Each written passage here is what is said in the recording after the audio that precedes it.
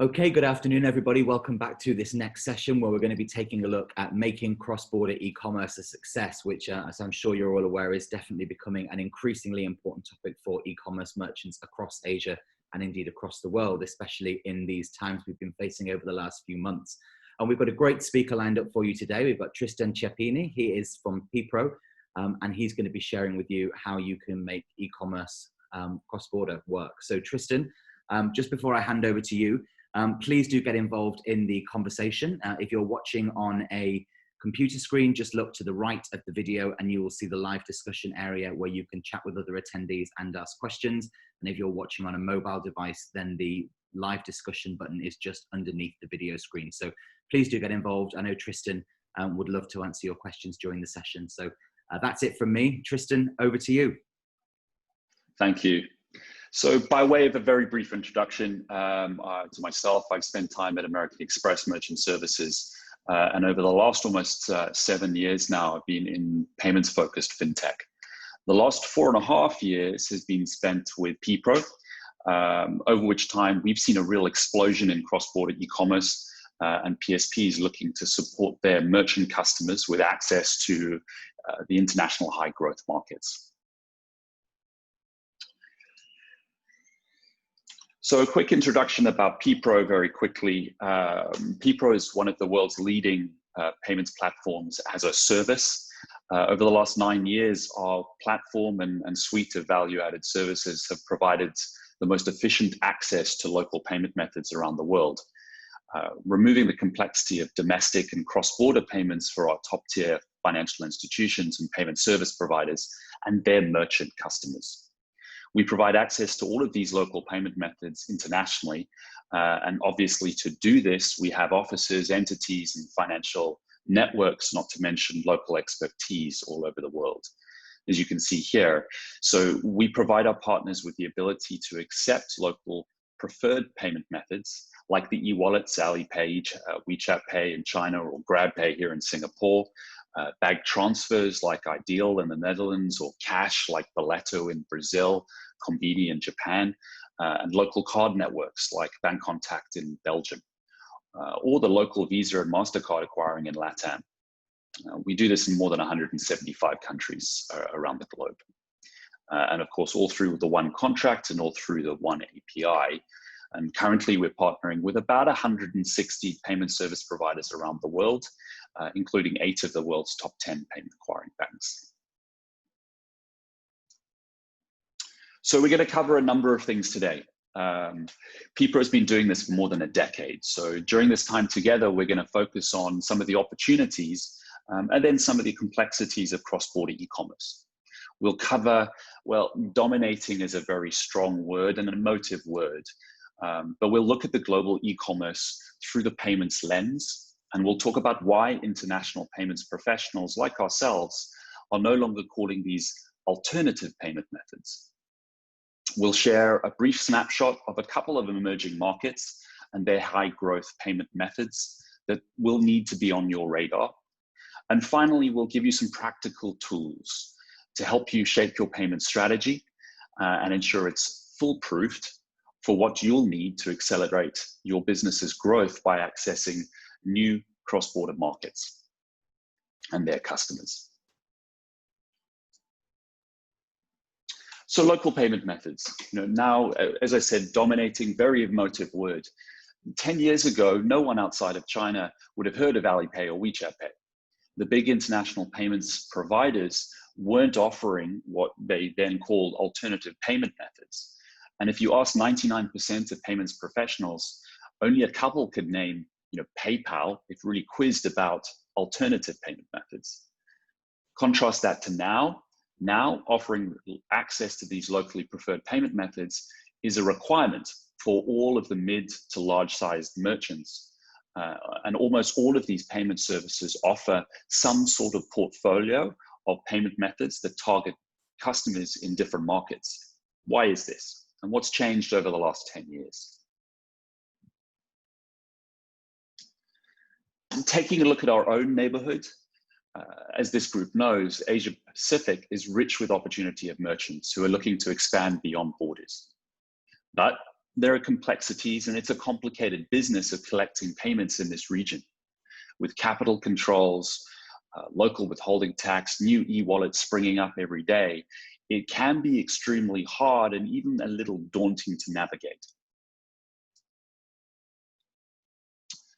Any overall summary at an e-commerce or payments landscape in any region is going to paint a relatively homogeneous picture. But individual markets vary significantly in their digital payment maturity and their local preferences. In APAC, despite cash remaining prevalent in certain parts of the region like Vietnam and the Philippines, where about 80% of domestic merchants offer cash on delivery, in other areas, we see APAC leading the innovative trends in payments via mobile e-wallets, like, of course, the Alipay and WeChat Pays that everyone has heard of, but other examples like GoPay and OVO in Indonesia, PayPay in Japan, which is growing at a phenomenal pace, acquiring around 30 million users and consumers just within 2 years. But then also there are the fintech banks, which are more and more offering contactless NFC cards and biometric technology. This really reflects the size and diversity of the populations in the region. You'll see here that e-wallets make up 46% of e-commerce transactions in the region as a whole. But again, if you look at Japan, it's less than 10%. In China, it's the vast majority. One thing is clear though, and if you're only accepting international card brands like the Visa, the MasterCard, the American Express in this region, you're going to fail. In Indonesia, for example, there are 270 million people, but only 2% of the population has a credit card.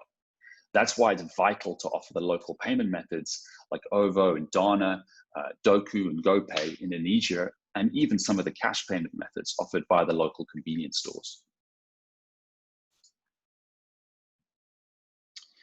I would love to tell you differently, but payments in the rest of the world are just as complex.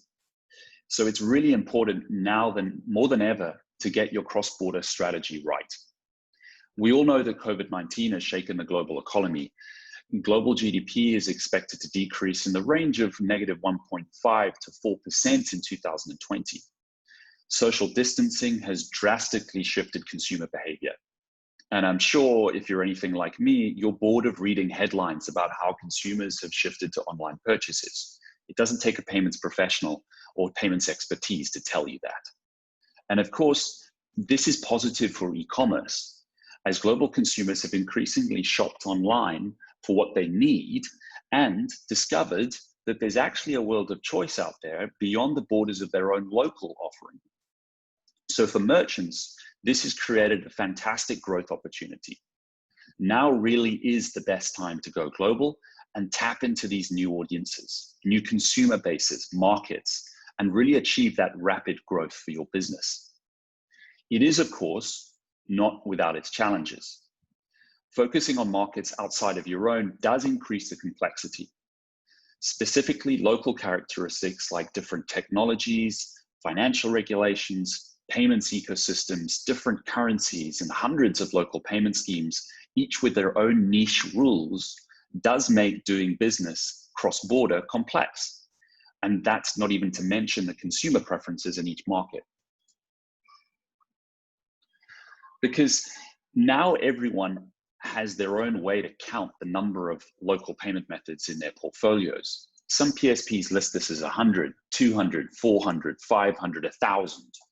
There are many ways to skin a cat. For example, P24 in Poland, it's an online bank transfer in Poland, and it covers around 35 different banks. So some people count this as 35 different payment methods. But for the sake of clarity, we're going to count that as one scheme. There are extensive researches into local payment methods, but given our history, PPRO has been doing this for more than 10 years now, and through our extensive research and local payment method relationships, we're counting over 450 significant payment methods worldwide. And it's these payment methods that are currently dominating the payments landscape. Indeed, the language has shifted in the industry over the recent years to local payment methods, because these payment types are no longer alternative. In some cases, like Ideal in the Netherlands, it dominates local e-commerce, with over 60% of e-commerce payments taking that share. And they are, of course, the preferred way to pay. They're not an alternative. And in fact, if you look at cross-border merchant environments, with perhaps the consumer feeling a little hesitant on a non-local or domestic merchant website to complete the payment, offering their preferred way to pay does actually build trust. And it vastly increases the conversion rate at the checkout when the consumer is offered their chosen and their trusted payment method.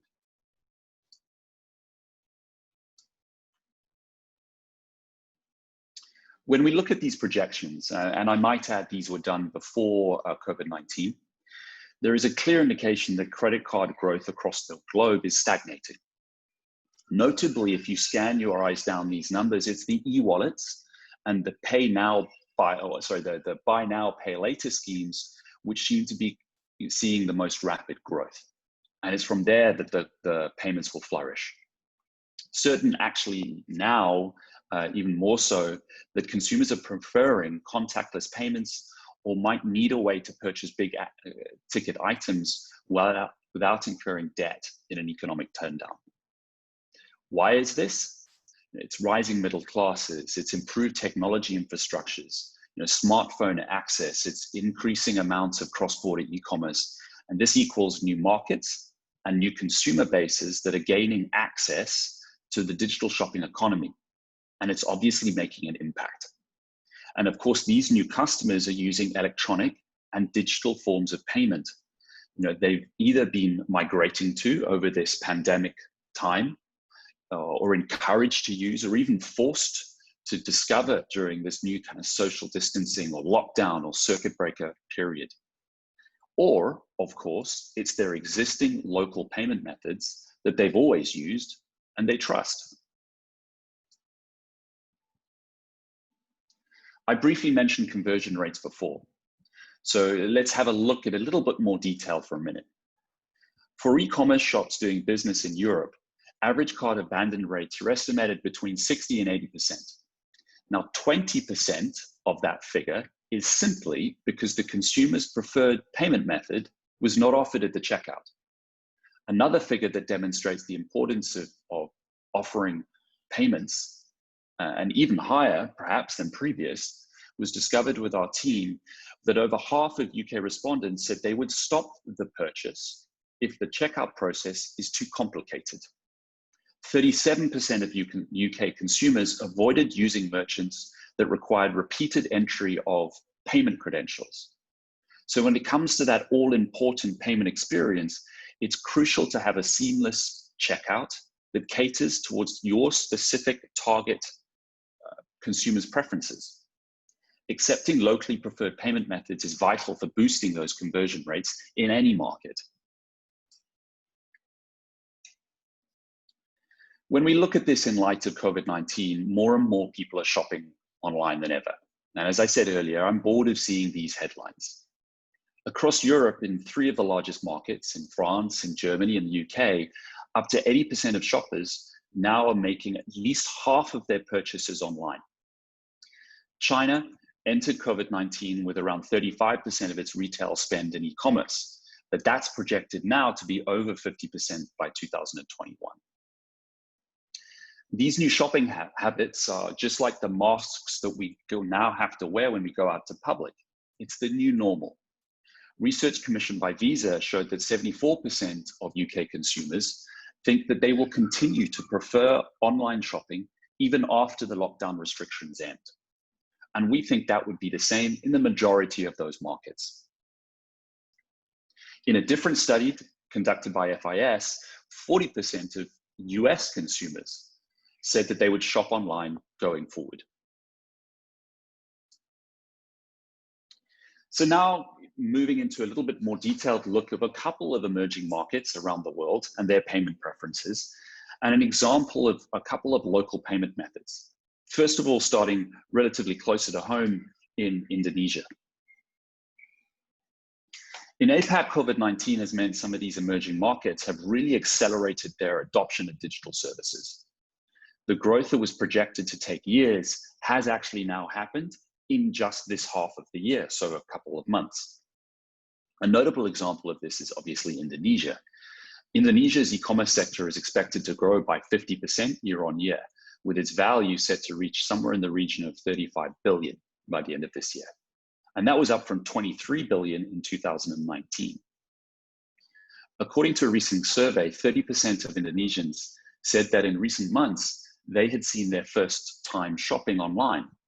Obviously, thankfully, largely because of this epidemic.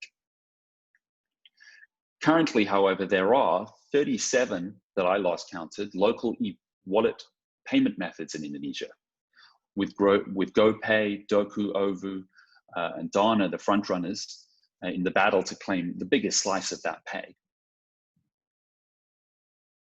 This number is expected to grow. You know, Alipay is now formalizing its entry into Indonesia with a partnership with a couple of banks, and this comes after WeChat was officially granted a license to operate in the country in January, in collaboration with Chiappini. Going down to one of the payment methods in Indonesia, or really an aggregator, Doku. Doku offers a vast e-commerce coverage for consumers through 4 main payment flows. Firstly, its own brand e-wallet. It's got internet banking, bank transfers, and cash, including both ATM and local convenience stores. The variety of payment options cater to both the banked, at about 50% of the market, or 49%, and the unbanked, which is just over half of the population. Credit card penetration is really low in Indonesia, between 2 and 5%. And the approximate population is around 270 million. Bank transfers account for more than 55% of what Doku processes, so e-commerce transactions. Cash accounts for about 22%, where Doku is connected to the 2 of the largest convenience stores in Indonesia, both Indomaret and Alfamart. Having launched their wallet in 2013, Doku now has around 2.5 million registered e-wallet consumers. And of course, this number is faster growing amongst millennials who prefer this payment method, especially in combination with the discounts, the promotions, and the loyalties that it offers. Moving a little further afield to Poland. Poland is one of EU's or Europe's fastest growing e-commerce markets, and it's a well-documented and well-known e-commerce corridor between APAC and Europe. This presents merchants and global PSPs and payment acquirers with exciting opportunities to expand their business in a very high growth market. 82% of the 30 million internet users in Poland are shopping online. Almost half of these purchases have been made using mobile devices. At PPRO, we now see more than half of these bank transfer e-commerce transactions have been generated via BLIK. BLIK is a very slick and seamless app-based local payment method, offering consumers bank-secure transactions through a mobile app, even with one-time click functionality, making it easier than ever to complete these transactions.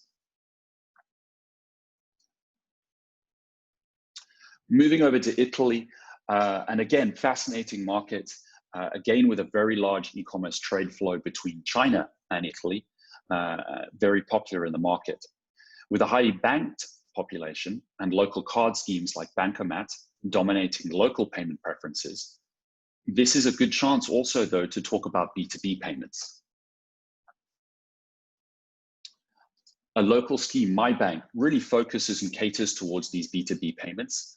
And we've seen large flows shift from an offline bank transfer to an online bank transfer using My Bank, and seen very successful increases in conversion rates because of this shift to a fully online, fully seamless and recon payment method.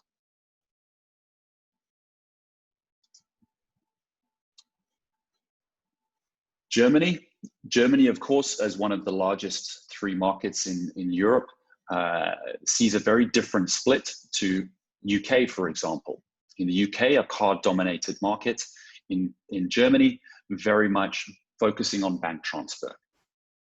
This could have been for historical reasons, but there's very much a shy away from debt, very much trying to use those bank transfer methods which accumulate the payment seamlessly and instantly from your bank account.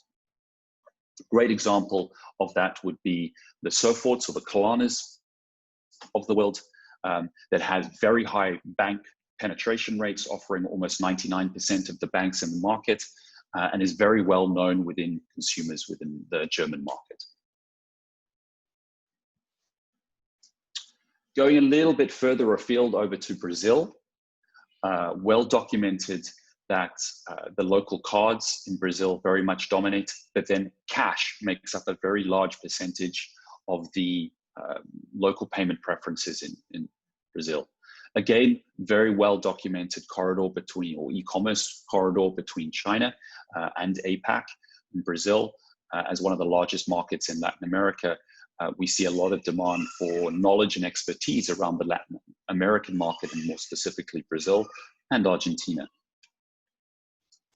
But to showcase here a cash payment method, the letter would be the leading cash payment method in Brazil, which again creates, going back to the theme around complexities, a little bit more complexity for those merchants that have to wait for between the time of the transaction actually getting approved and the consumer completing that transaction in cash at either a convenience store, post office, or one of the local infrastructures that offer the cash payment methods.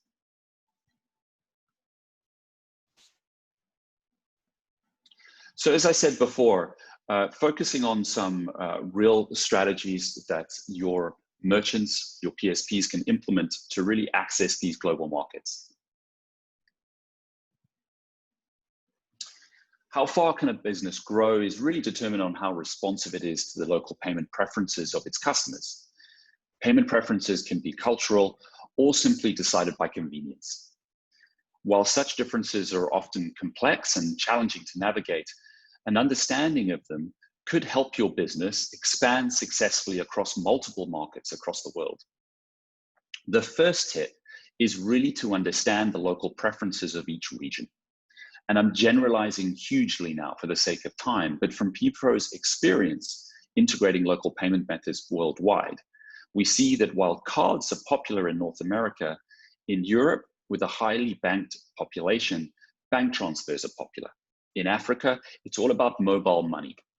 In Asia, we see massive growth in e-wallets, and in Latin America, of course, cash we see dominate the flows that we see.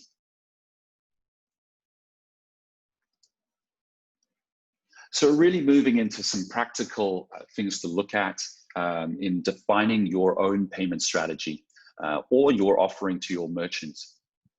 The first thing is really knowing the answers to these questions.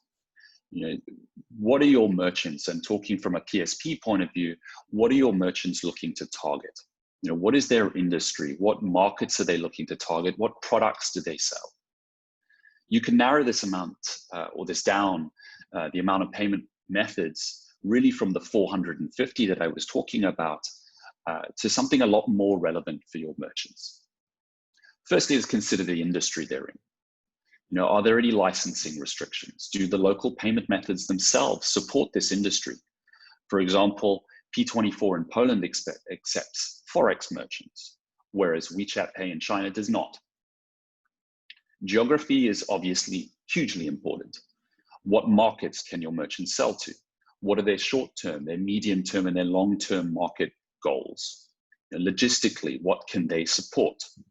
The cross-border opportunity for merchants cannot be ignored, and even the payment methods themselves are placing more and more importance on this.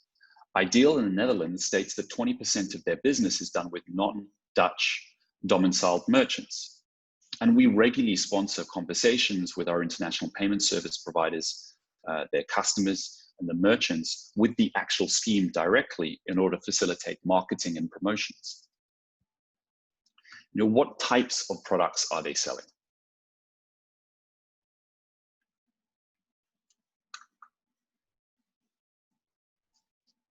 skipped, apologies.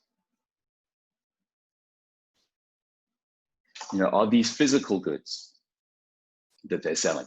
Are they digital services? This could have a bearing on when and at what point the transaction takes place, and the merchant should ship the goods. And like PSPs, schemes have different risk appetites for verticals and products. And merchants should be informed in some cases that even market-leading LPMs like Sofort or Klarna in Germany, they have to wait for the funds to settle before actually shipping the good, all risk being caught out. Some of these payment methods are suited to particular ticket sizes. For example, a retailer with small tickets probably doesn't need to offer Klarna, an installment-based payment method. They should also be aware of minimum transaction fees, like Kombini, a cash payment method in Japan. They should also look at what payments they're already offering. Who provides them? Do they have the full feature set of that payment method that the local consumers are used to using and used to seeing? What are the value-added services they receive? And at what price are they getting those methods? All of these should have an important bearing on the proposals that you as PSPs are putting together for your merchant customers. Not all local payment methods are implemented equally, and PPRO is particularly proud of some of the work that we've done in enabling refunds, for example, on those schemes that don't offer refunds natively. From a merchant point of view, know your customer. Merchants, as you know, they spend a lot of time and resources on coming up with the right marketing campaigns, designing a site, a website that's slick and easy to use and leads to the consumer seamlessly through the checkout. But all of this could be for nothing if they fail to convert the potential customer to the actual sale if the payment methods on offer don't suit that customer's payment preferences. Once you understand the geographies you're going to target and the general local payment methods in the market, then your next challenge in a true kind of customer-centric model is really to understand your consumer. A few indicators could help you choose the right payment mix. Age. How many 12-year-olds do you know that have a credit card? Right? Security preference. Many payment methods allow the consumer to remain anonymous through the transaction, and this has particularly high user cases for high-risk businesses, or even young consumers shopping on digital channels. Form factor. Mobile games require seamless mobile-focused payment methods to be effective, whilst the payment for very large ticket items seem to take place more likely on a desktop. And hence, digital QR codes are an effective way to complete that high-ticket transaction.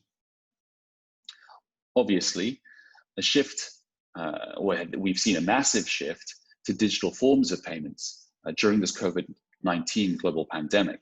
And I'm not going to talk about the shift from bricks and mortar to new consumer transactions online for the first time, e-commerce. I think that's been a horse that has been truly flogged to death. It's just common sense. Whether the consumer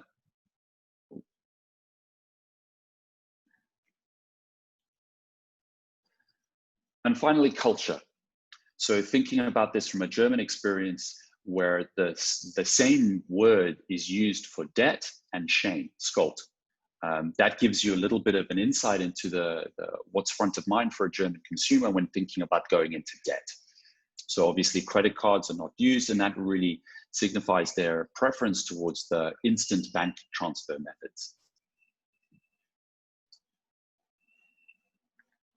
As I did state before, with a focus on customer centricity and the increasing need to adopt consumers' ever-evolving payment needs, local payments has become one of the many areas that a PSP needs to deliver on to deliver crucial functionality to their merchants. So again, complexity. Aside from the payment preferences of each market, you're also facing specific local requirements, like different technologies, financial regulations, payment ecosystems, different technologies, and hundreds of local payment schemes out there, each with their own niche rules, making doing business cross-border a little complex. Laws and regulations differ from one market to the next, while the regulatory frameworks for payment services across the globe might be generally founded on some of the common principles. Each market has its own specific requirements. Some regulate through specific payment services laws. Others do so through bank transfer or transfer funds laws, or even money remittance laws. Others make existing banking and financial laws and regulations the focus, or a combination of all of these.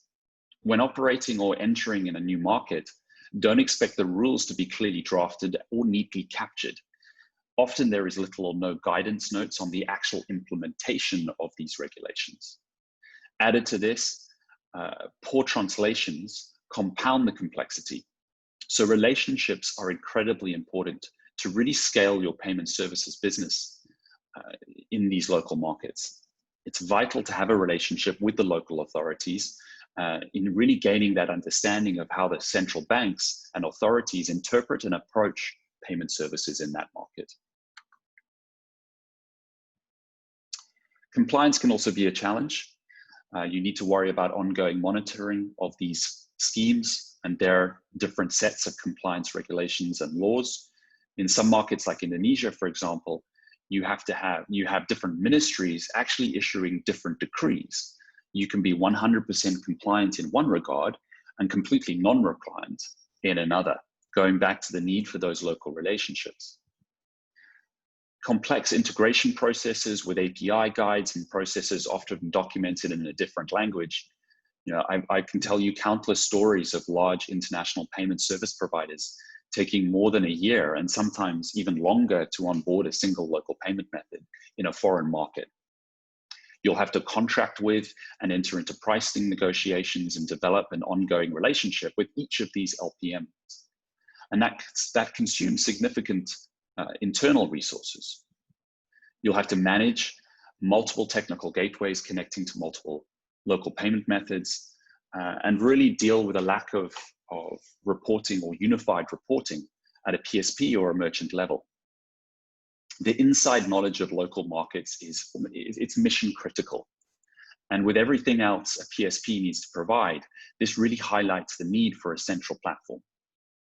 The complexity of local payments means that PSPs need to outsource their LPMs to specific specialized players.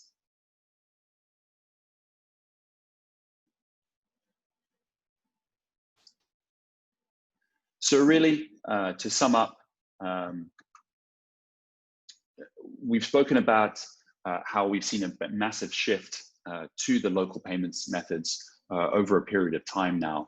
We've gone through a couple of specific markets, but really if I wanted to leave you with something, it's really try and truly understand the local payment preferences in a real customer-centric model.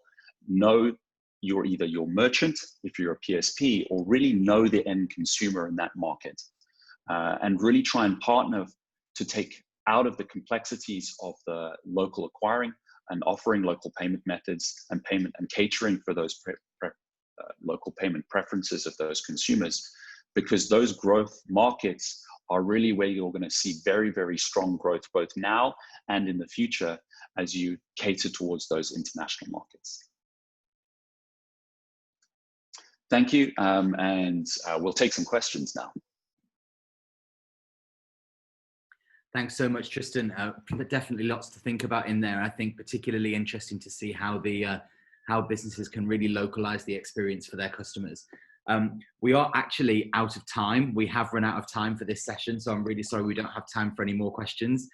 But if you'd like to visit Tristan and his team on their stand, you just need to click on the exhibition hall and then you can click through to their stand where some of his team are waiting to help you with any inquiries and show you just how their products can help you do business better, particularly cross-border. So thanks again, Tristan. Really appreciate it. And enjoy the rest of your day, everybody. Bye-bye. Cheers.